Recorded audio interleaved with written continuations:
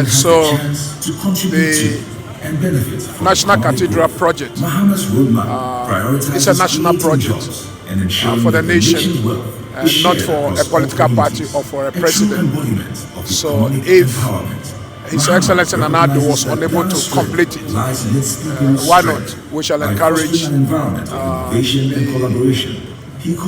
John Mahama administration, if it is possible and the resources are there, the churches in collaboration, we should come together and we should be able to build it for the glory of God. So yes, it's a project that honors God. So we shouldn't give up on it, but we should do it at our own time, at our own pace, if the resources are there.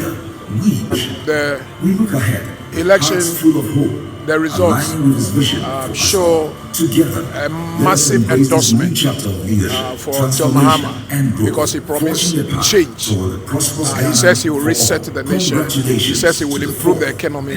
He says he will create jobs for our young men and women. And he said he will improve governance and then ensure accountability. These are the things that he said, for which I think Ghanaians gave him the endorsement. And we just pray that he follows to his vision and honor every pledge and every vow that he has made. Yeah, well, I believe that at this point we'll leave the incoming president to use his wisdom to handle the issue. A lot of money has already been sunk in.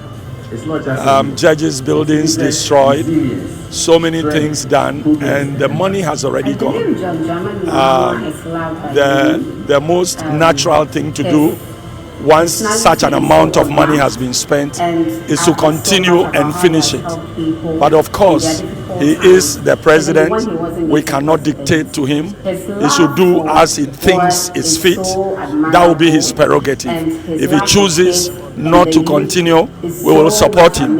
And if he chooses to continue, we will support him. Whatever he chooses, it is his prerogative. I think John Mahama, Ghanaians had faith in him because he's done it before. And when you look at the man, his past results, his present demeanor, and the way the promises he made, we know it's not beyond him to keep his promises to us. And so I believe that all that is what Ghanaians looked at and decided to vote him back into power. He's done it before, and we believe he will do it again.